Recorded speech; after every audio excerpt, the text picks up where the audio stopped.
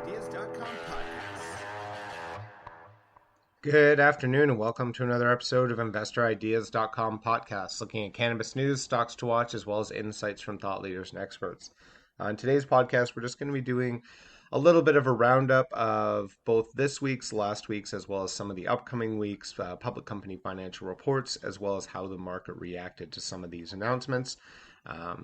Looking back, if you want to check out the interview we did earlier this week with Matt Markevich, the managing director of the cannabis ETF, trading on the New York Stock Exchange as THCX, you can get some more insight as to what some of these results were, as well as why the market reacted the way it did. Today's just going to be a quick roundup of some of the companies involved, as well as what to look for in the next coming weeks when it comes to financial results and how that might impact the industry.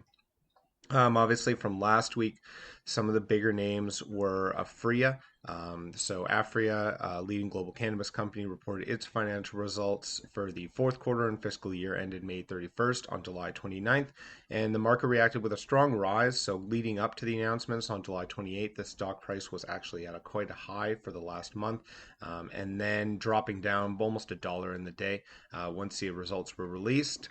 Here's a comment here from Irwin D. Simon, the chairman and chief executive officer at Aphria. We are setting ourselves apart from the rest of the cannabis industry. We've generated some of the strongest sales growth, and we have one of the strongest balance sheets and cash positions, compelling consumer brands, and a well-diversified global business. We're grateful for the dedication of our employees, for whom the commitment to protect their safety is unwavering and remains the founding principle of our company. Our strong finish to the fiscal year 2020 demonstrates that this was a transformative year for Aphria, as our new net revenue increased 129% from fiscal year 2019. And we continue to focus on capturing strong market share in Canada by executing upon a strategic plan and positioning Aphria as a leader in the category of innovation. Now, with exciting new product categories and line extensions launching in the very near future, we believe an award-winning adult use portfolio remains unmatched in the industry. And by building on this foundation, we remain focused on the high return opportunities for growth and long-term value creation. So in general, again, these financial results from Aphria were not too negative. There obviously were some downsides, and the market did react that way. But a lot of this was, as again, Matt Markevich discussed earlier this week, also a result of the sort of rise before the financial results. And we've seen this a lot with a lot of these cannabis companies, as you usually can expect to see a pretty big run up leading to the financial results, and then a fairly steep sell off the day of, regardless most of the time of how those results actually have impacted the overall company. Looking at stocks Miracle-Gro, for instance, trading on the New York Stock Exchange as SMG, one of the world's largest marketers of branded consumer lawn and garden products and an ancillary cannabis industry provider, who released its third quarter financial results on Wednesday, July 29th. And that stock also had a large run up to it and rose nearly $12 on the day of earnings were released, and has since dropped down somewhat. So looking at this week that just happened, Cronos Group was one of the larger ones, who announced its 2020 second quarter business results on August 6th. And similar to Aphria, the stock had a long run leading up to the financial reports and then dropped nearly over $1 the day of earnings. In the second quarter of 2020, we continued our progress despite unprecedented shifts in our industry and in the global economy. And we officially entered the Israeli medical cannabis market with Cronos Israeli, commencing the sale of Peace Naturals branded dried flower products to medical patients. And during these extraordinary times, it's very encouraging to see that we are making progress against our strategy across our global footprint, said Mike Gorenstein, the CEO of Cronos Group. Now, while following safety guidelines, our employees are finding new and creative ways to keep our production, manufacturing, and R&D facilities operating, and we are bringing new products and brands to market across the globe. Cronos Group was founded on the mission to improve people's lives by unlocking the full potential of cannabis, and our company is very proud to be at the forefront of providing safe access and high-quality products to patients and consumers across the world. Another large-scale company, probably one of the biggest names within the cannabis sector in the U.S. right now, GW Pharmaceuticals, obviously well known for their Epidiolex, who announced their financial results and operating progress for the second quarter ended June 30th on August 6th.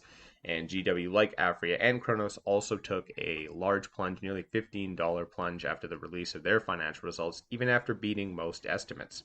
We are pleased with the strength of the U.S. Epidiolex sales in the second quarter in spite of the COVID-19 pandemic. And further, the recent approval and imminent launch of Epidiolex for the treatment of seizures associated with TSC provides a meaningful new opportunity to accelerate momentum through the second half of 2020 and beyond, stated Justin Gover, GW CEO. We also continue to be excited about the potential of our product pipeline, in particular nabiximols, which we most recently outlined our accelerated U.S. development strategy in the treatment of spasticity in patients with MS and other conditions, and we look forward to commencing the nabiximols phase 3 program, as well as multiple other pipeline clinical trials in the second half of the year. So again, looking at these companies and looking at sort of the last 2 weeks of financial results, you can see that the market has been reacting pretty heavily, both leading up to the results as well as immediate sell-off the day of. And it doesn't seem to be quite consistent with what the investors are looking for when it comes to these companies. So a lot of these sell-offs don't necessarily mean anyone's dissatisfied necessarily with these earnings reports or with what's expected from these companies. For instance, with GW Pharmaceuticals, they are progressing quite aggressively with Epidiolex into different markets and also different uses.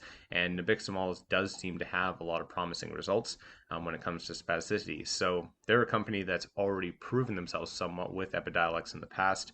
And I would expect that once you see more from nabiximols, you might see another rise from them. But it's just interesting to note, again, how the market is reacting to each of these companies leading up to their financial results, and also how, again, inconsistent it seems with what people are expecting. Again, Scott's, we saw a huge boom from them beating estimates, but for other companies, some of the other ones who've done similar things, not to the same extent. And again, you're also trying to put in perspective that all of this and all of these results are coming out after COVID-19, and you consider some other industries that have been much more heavily impacted than the cannabis sector, which has actually maintained a lot of stability during this COVID-19. So it is surprising to see the sell-offs, but again, when you're looking at the trends in the cannabis industry, it's not that surprising given the history for a lot of these companies. So some of the upcoming reports, Canopy Growth, Acreage Holdings, Canopy Rivers, those are all going to be coming up on August 10th, 12th, and 14th. Tilray will also be another one that's going to be coming out on August 10th. So next week, there's going to be a lot of the bigger players.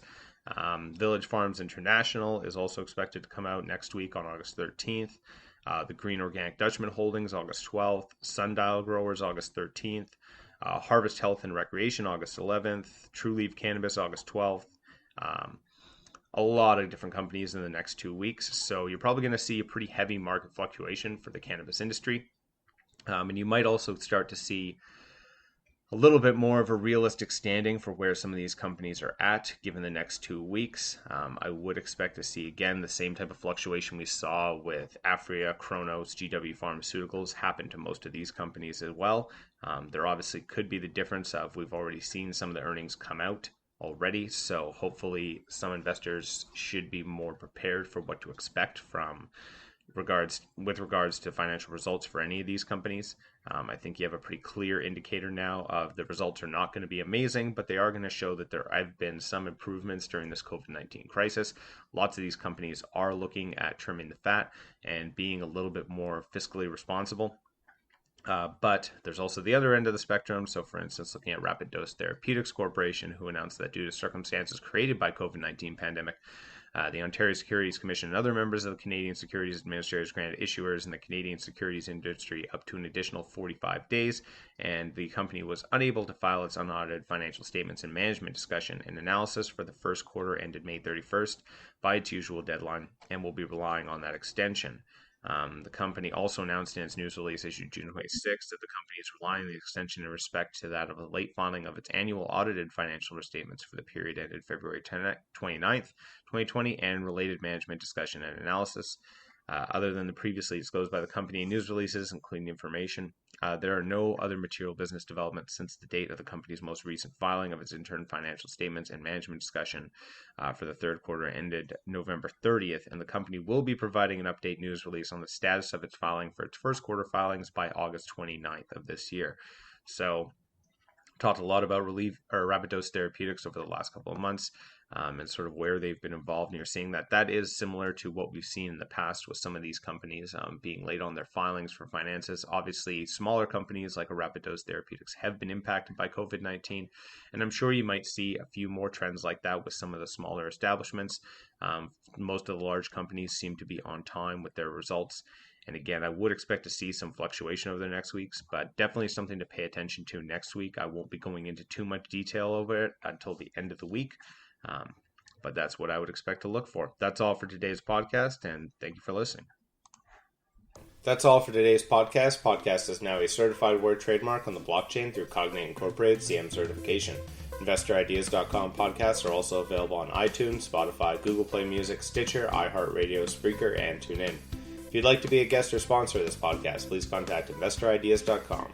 Investor Ideas reminds all listeners to read our disclaimers and disclosures on the InvestorIdeas.com website, and this podcast is not an endorsement to buy products or services or securities.